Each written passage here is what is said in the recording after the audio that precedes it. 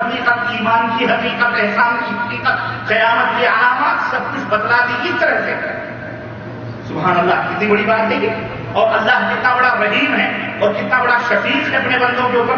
ارے وہ اس کا نبی ہی کافی تھا بتلانے کے لیے، لیکن تعلیم دینے کے یہ طریقے بھی ہیں کہ آدمی کو بھلے معلوم ہو. کبھی کبھی بعض حضرات سوالات کرتے ہیں، انہیں معلوم ہوتا ہے لیکن اس لیے کرتے ہیں تاکہ جو بات مجھے معلوم ہے، جمہور کے اندر بیٹھے ہوئے بہت سے بھائی ہیں ان کو نہیں معلوم ہے، انہیں بھی علم ہو جائے. اس طرح کا بھی سوال کرنا چاہیے. اس حدیث پاک سے معلوم ہو جبریل کو معلوم تھا اسلام کی حقیقت، جبریل کو معلوم تھی ایمان کی حقیقت، سب کچھ ان کو پتا تھا. اس کے باوجود بھی وہ سوال کر رہے تھے. اس کا مقصد یہ تھا، اس کا سبب یہ تھا تاکہ صحابہ کرام کو اس کا علم حاصل ہو جائے. تو میرے عزیزوں، میرے دوستوں، اس حدیث پاک سے بھی ہم کو معلوم ہوا، اس حدیث پاک سے بھی ہم کو پتہ چلا کہ یہ 6 چیزیں ہیں جو ایمان کی حقیقت کے اوپر مبنی ہیں. اب اللہ پر ایمان لانے کا مطلب کیا ہے، نبیوں پر ایمان لانے کا مطلب، اور اسی طرح کتابوں پر، اسی طرح یوم آخرت پر، یہ ایک الگ مبحث ہے، یہ ایک بہت بڑا باب ہے جن کے اوپر بات کرنے کے لیے کافی وقت درکار ہے.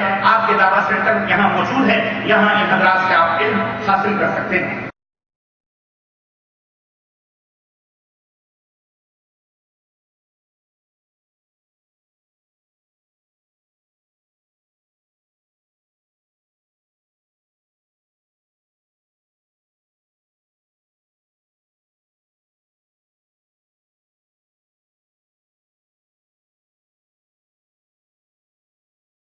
تو میرے عزیزوں، یہ ہے ایمان کی حقیقت. اللہ تبارک و تعالیٰ نے قرآن کریم کے اندر ارشاد فرمایا کہ ضرب اللہ مثلا کلمۃ طیبۃ کشجرۃ طیبۃ اصلها ثابت وفرعها في السماء تؤتي اکلها کل حین بإذن ربها. اللہ اکبر. اس کلمہ طیبہ یعنی جس کے اوپر ایمان کی اساس ہے، بنیاد ہے توحید، اس کی مثال اللہ تبارک و تعالیٰ نے دی کہ ایک پاک درخت کی طرح ہے یہ کلمہ طیبہ، جس کی بنیادیں بنیادیں ثابت ہیں، ٹھوس ہیں، مضبوط ہیں، مستحکم ہیں. وفرعها فی السماء، اور اس کی شاخیں آسمانوں تک پہنچی ہوئی ہیں. یعنی یہ ایمان یہ ٹھوس اور مضبوط ہونا چاہیے. جو تؤتی اکلها کل حین بإذن ربها، اللہ کے حکم سے یہ یوں سمجھے کہ یہ ثمر آور ہو رہی ہیں. یہ اعمال اسی کلمہ توحید، اسی ایمان کے رتھ پر اور اسی ایمان کے فروں کے اوپر یہ عمل صالح آسمانوں کی طرف جاتا ہے. تو الغرض ایمان بہت سارے اعمال و افعال اور اوامر و نواہی کے مجموعے کا نام ہے. جو شخص تمام اللہ کے احکام اور تمام ممنوعہ چیزوں کی پابندی کرے گا، اس کا ایمان کامل اور مکمل ہوگا، اور ان اعمال میں جتنی کمی ہوگی اسی قدر اس کا ایمان ناقص اور نامکمل ہوگا. گویا ہمیں معلوم ہوا کہ ایمان یہ کوئی جامد پتھر کی طرح، ٹھوس پتھر کی طرح یہ نہیں ہے، بلکہ یہ ایمان گھٹتا اور بڑھتا رہتا ہے. جس طرح انسان کا عمل ہوگا اسی حساب سے اس کے ایمان، اگر اس کے اعمال اچھے ہیں، قرآن و سنت کی روشنی میں ہیں، اس کا ایمان بڑھے گا، اور اگر اس کے ایمان ناقص ہیں، اگر اس کے اعمال خراب ہیں اور برباد ہیں اور بدعمالی کا شکار ہے، تو پھر اس کے ایمان بھی برباد ہوتے جائیں گے. چنانچہ خلیفہ راشد حضرت عمر بن عبدالعزیز رحمۃ اللہ علیہ نے عدی بن عدی کو لکھا تھا کہ ایمان کے اندر بہت سارے فرائض اور بہت سارے عقائد اور مستحبات اور مسنون باتیں ہیں جو سب ایمان میں داخل ہیں. یہ ساری کی ساری چیزیں، فرائض ہوں، واجبات ہوں، سنن ہوں، مستحبات ہوں، یہ سب ایمان کے اندر داخل.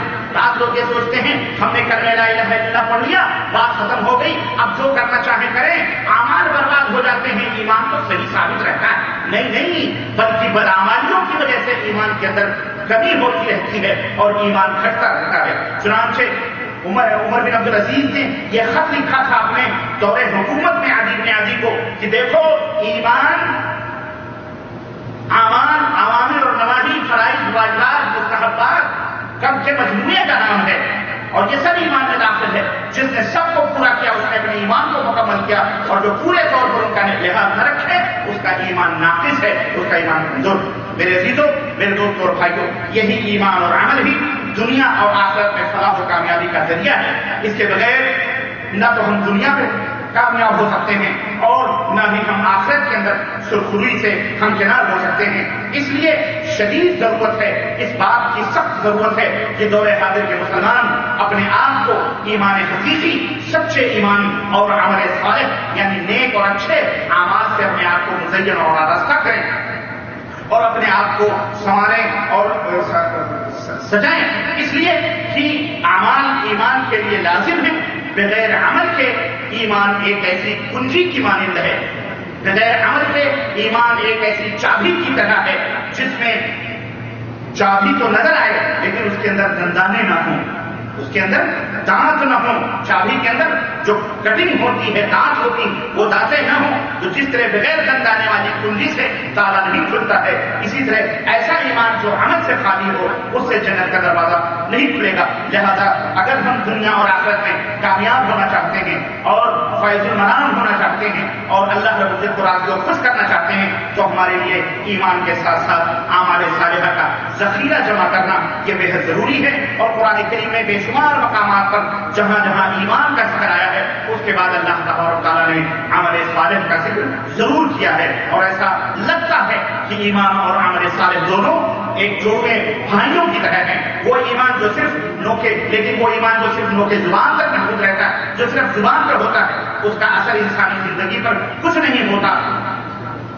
اور اسی طرح اعضائے انسانی جیسے آنکھ، ناک، دل، دماغ، اگر اس کا اظہار اس سے نہیں ہوتا تو یوں سمجھو یہ ایمان بے معنی سا ایک لفظ ہے جو ہماری زبانوں کے اوپر چلتا ہے، اور جس کو علامہ اقبال نے اچھی ترجمانی کرتے ہوئے اپنے شعر میں جو کہا ہے کہ زبان سے کہہ بھی دیا لا الہ تو کیا حاصل، زبان سے کہہ بھی دیا لا الہ تو کیا حاصل، دل و نظر جو مسلمان نہیں۔ مسلمان تابع داری کا نام ہے، تابع داری، فرمانبرداری، اطاعت گزاری کا نام ہے۔ تو اقرار لسانی کے ساتھ، زبان کے اقرار کے ساتھ ساتھ اعمال سے اس کی تائید اور تصدیق یہ بے حد ضروری ہے۔